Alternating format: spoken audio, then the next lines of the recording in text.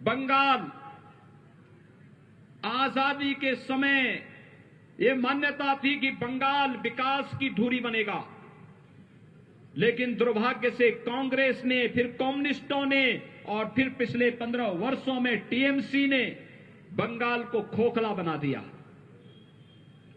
बंगाल में गरीबी की दर बढ़ती गई, बेरोजगारी की दर बढ़ती गई।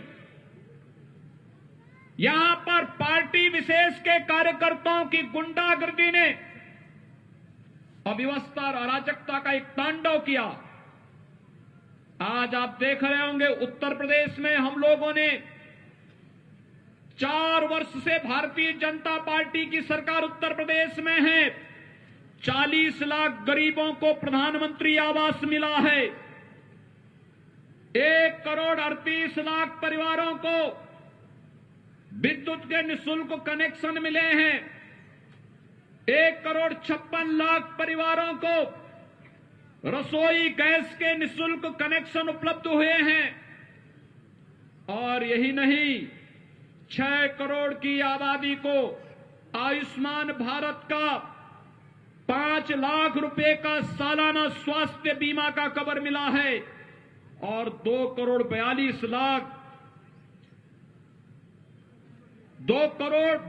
लाख किसानों को प्रधानमंत्री किसान सम्मान निधि का लाभ अकेले उत्तर प्रदेश में मिला है।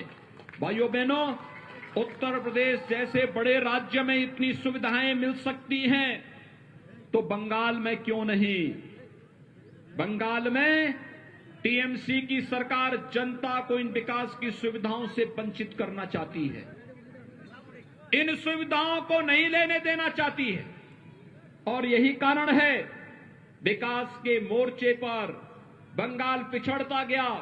यहां गरीबी बढ़ती गई, बेरोजगारी बढ़ती गई और आज इसीलिए प्रधानमंत्री मोदी जी के आह्वान पर, अमित शाह जी के, गृह मंत्री अमित शाह जी के आह्वान पर, भारतीय जनता पार्टी के राष्ट्रीय अध्यक्ष माननीय श्री जगत प्रकाश नड्डा जी के आह्वान पर भारतीय जनता पार्टी का एक एक कार्यकर्ता बंगाल के नागरिकों को न्याय देने के लिए एक बार फिर से इस चुनावी समर में सबके सामने आया है।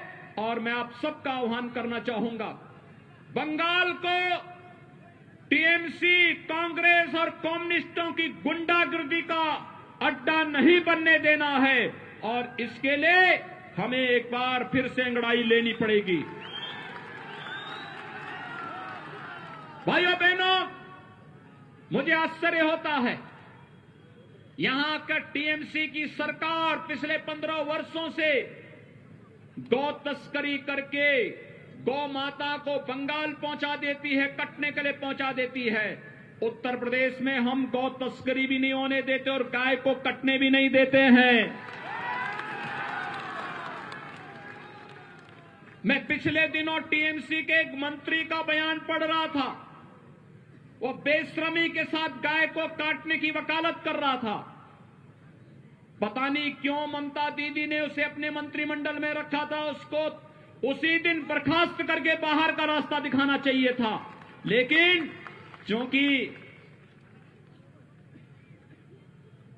उनकी नेता स्वयं ही इस बात के लिए उनको प्रश्रय देती है। यहां पर अवैध घुसपैठ के कारण पश्चिमी बंगाल में और खासतौर पर इस सीमावर्ती क्षेत्रों में यहां के गरीबों का राशन अवैध रूप से घुसपैठ करने वाले लोग खा जाते हैं और यहां का गरीब देखता ही रह जाता, उसको सुविधा का लाभ नहीं मिल पाता है। लेकिन भारतीय जनता पार्टी आज आपके सामने इन सभी समस्याओं का समाधान लेकर के आई है और इसलिए मेरी आप सबसे अपील है, भारतीय जनता पार्टी के प्रत्याशी श्री बानेश्वर महतो को भारतीय जनता पार्टी ने अपने प्रत्याशी के रूप में आपके बीच में उतारा है और मेरी आप सबसे अपील है, भाइयों बहनों, श्री बानेश्वर महतो एक जुझारू कार्यकर्ता है, आपके लिए लड़ाई लड़ने की क्षमता रखता है। यहां के सांसद श्री ज्योतिर्मय सिंह महतो के साथ मिलकर के विकास के कार्यों को एक नई ऊंचाइयों तक पहुंचाने का कार्य करेगा और इसके लिए श्री बानेश्वर महतो को भारतीय जनता पार्टी ने अपना प्रत्याशी बना करके आपके बीच में उतारा है। बानेश्वर महतो के समर्थन में आप सभी सहयोग करेंगे।